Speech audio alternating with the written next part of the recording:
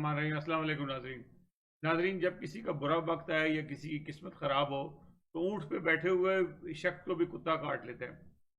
یہی حال کچھ ہماری پاکستان کی نئی حکومت کا ہے۔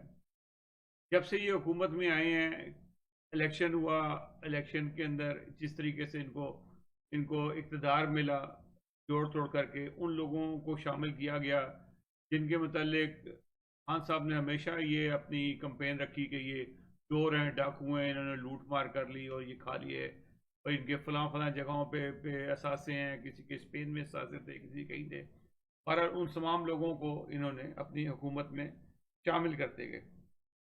خان صاحب جب آئے تو انہوں نے پالیسیز بنائی، لوگوں کو بڑا اطمینان ہوا کہ خان صاحب جب آئیں گے تو بے تحاشا تبدیلیاں آئیں گی۔ انہوں نے آتے ہی 1 لاکھ گھر بنانے کا آرڈر کر دیا کہ 1 لاکھ گھر بنیں گے۔ انہیں کا کوئی دوست تھا جو بنا رہا تھا، اور 1 کروڑ نوکریوں کا بھی اعلان کر دیا کہ 1 کروڑ نوکریاں جو سی ہیں ہم پرووائڈ کریں گے یہاں پہ۔ خان صاحب نے وہ وعدے کر دیے جو دنیا میں کوئی سوچ بھی نہیں سکتا تھا، اس قسم کے وعدے کر دیے۔ اس سے پہلے یقیناً خان صاحب پہ لوگ ٹرسٹ کرتے تھے، انہوں نے 2 شوکت خانم ہاسپٹل بنائے، نمل یونیورسٹی بنائے، لوگ ان کی قدر کرتے تھے، لیکن یہ وہ چیزیں بنا دیں، یہ ان کے اختیار سے باہر تھی۔ یہ حکومت کیونکہ انہوں نے پہلے کی نہیں تھی، ان کو پتہ نہیں تھا، انہوں نے کہا ہم آئی ایم سے کوئی قرضہ نہیں لیں گے، آئی ایم ایف سے، اور ہم اپنے سورسز سے ہی سب کچھ کریں گے۔ کچھ عرصے بعد ان کو آئی ایم ایف سے قرضے بھی لینے پڑے۔ انہوں نے ایک اکانومی کے لیے ایک نئی اکنامک پالیسی جو سی ہے اس کا اعلان کیا، اور اس کے اندر انہوں نے 5 دنیا کے بہترین جو لوگ تھے ان کو شامل، اس میں عاطف میاں والا کیس کی بات کر رہا ہوں کہ عاطف میاں کو بھی شامل کیا۔ جب عاطف میاں کو شامل کیا تو ان کے وہ جو انہوں نے آس پاس کے لوگ اکٹھے کیے ہوئے تھے، انہوں نے کہا نہیں جی نہیں، یہ سے تو آپ کا سارا کا سارا آپ کا تو ایمان ہی ختم ہو جائے گا، اور آپ تو تباہی مچ جانی ہے آپ کی۔ آپ نے 2 اور 2 4 کرنے تھے، اس کے لیے مذہب کا کوئی تعلق نہیں تھا، لیکن آپ ان مولویوں کے کہنے پہ آ کے اپنے مذہبی امور کے جو نور اللہ قادری جیسے لوگ ہو گئے، شیخ رشید ہو گیا، بابا روان ہو گیا، ایسے گھٹیا لوگوں کے کہنے پہ آ کے آپ نے وہ ان کو ہٹا دیا۔ ٹھیک ہے جی، ہٹا دیا آپ نے۔ تو نقصان کیا ہوا کہ جو ان کے ساتھ دوسرے لوگ بھی آئے تھے انٹرنیشنلی، جو بڑے مضبوط تھے اکنامک میں، وہ لوگ بھی چھوڑ کے چلے گئے کہ یہ تو کوئی انسانیت نہیں آتا۔ کہ جمائمہ خان نے بھی یہ کہا کہ یہ نہایت غلط فیصلہ کیا ہے عمران خان صاحب نے۔ بہرحال وہ بھی کر لیے انہوں نے، اور انہوں نے کہا جی بھاڑ میں جائے ملک، لیکن ہم نے تو مذہب کو بچانا ہے، اور بس مذہب بچ جائے گا تو سب کچھ بچ جائے گا۔ بہرحال مذہب بھی نہ بچا، اور انہوں نے اکنامک پالیسی بھی ختم کر دی۔ پھر اس کے بعد وہی زرداری صاحب کے بندے، نواز شریف کے بندوں کو شامل کر لیا، اور وہ آج وہ کوئی بھاگ جاتا ہے، کوئی ادھر ہو جاتا ہے، کوئی ہوتا ہے، وہ گڑبڑ گھٹالہ ہی ہے بس۔ پھر اس کے بعد انہوں نے ابھی یہ ابھی ہو ہی رہا تھا تو انہوں نے کرونا آ گیا۔ کرونا آیا، کرونا کے اندر انہوں نے بہت سارے الٹے سیدھے فیصلے کیے، ایسے فیصلے کیے کہ جو پہلے تو یہی سوچتے رہے 3 مہینے، ان کے منسٹرز وغیرہ سب دنیا بھر کی سیروں میں لگے ہوئے تھے، بڑے بڑے وعدے کر رہے تھے اور کام کر رہے تھے ایسے کہ جس طرح پتہ نہیں یہ دنیا کے اندر ایک انقلاب برپا کر دیں گے۔ انہوں نے نہ انقلاب برپا کیا، نہ کچھ کیا، اور کرونا کو سنجیدہ ہی نہیں لیا۔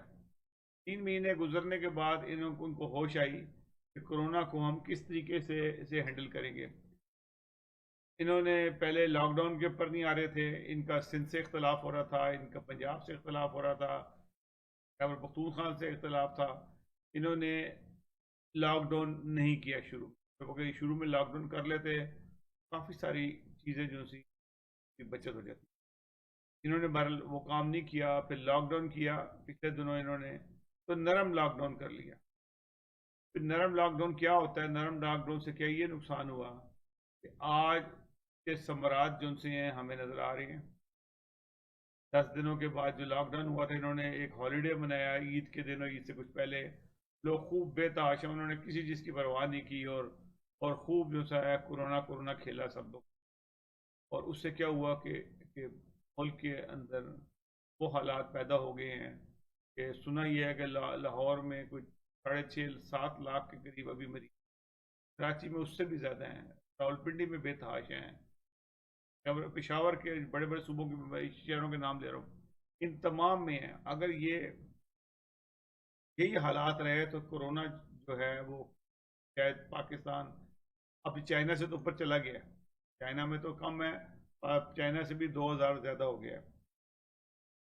ابھی کرونا ختم نہیں ہوا تھا تو ٹیڈی دل کا حملہ ہو گیا، حالانکہ ان کو چاہیے تھا کہ ٹیڈی دل کا بچاؤ ہوتا ہے، اس کی دوائیں ہوتی ہیں، اسپرے ہوتا ہے تاکہ ٹیڈی دل آئے اور مر جائے یا بیٹھے ہی نہ اس پر۔ بہرحال ٹیڈی دل کا بھی ایک عذاب کے اندر شامل ہوتا ہے، یہ یاد رکھیں کہ جو اس طریقے سے چیزیں آتی ہیں، کرونا آ گیا، ٹیڈی دل آ گیا، کبھی کوئی بیماری آ گئی، کوئی بیماری آ گئی، یہ عذاب الہی میں آتا ہے، اس کا ذکر قرآن مجید کہتا ہے کبھی کہ لال بارش ہو گئی، سرخ رنگ کی بارش ہو گئی، ڈڈوؤں کا حملہ ہو گیا۔ اس قسم کی چیزیں صرف اس وجہ سے ہوتی ہیں کہ جس ملک میں انصاف نہ ہو رہا ہو وہاں پہ ایک تو کرونا تو دنیا میں ویسے ہی انصاف نہیں ہو رہا تھا، آیا پاکستان میں ایکسٹرا یہ ہے کہ یہ ٹیڈی دل کا جو حملہ ہوا ہے یہ عذاب الہی کی بھی ایک شکل ہے۔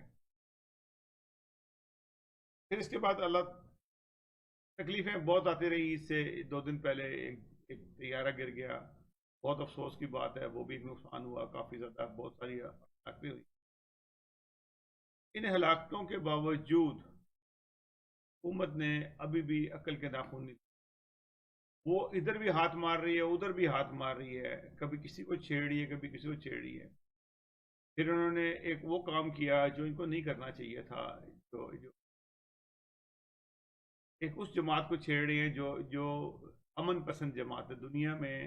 اگر کسی سے پوچھا جائے کہ دنیا میں سب سے امن پسند جماعت کون سی ہے تو وہ کہے کہ جماعت احمدیہ ہے۔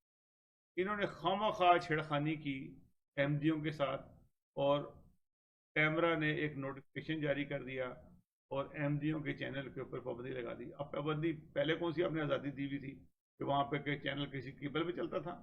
آپ کے تو اختیار بھی کچھ نہیں ہے، آپ تو خیر کاغذ ہی نوٹ کرنے والی بات تھی، پر ہونا اس کا کچھ بھی نہیں ہے۔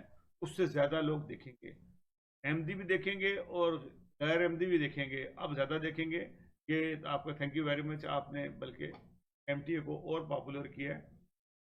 یہ ابھی آپ کے لیے پھر پیٹ میں درد ہوگا، اور پھر آپ کو پھر مولوی آ کے کہیں گے یہ کیا ہو گیا، پھر آپ کوئی اسکیم لگائیں گے۔ تو یہ اسکیمیں آپ جتنی مرضی لگا لیں، نے جو مثال دی تھی نا، آپ کے ہر کام الٹے ہو جائیں گے۔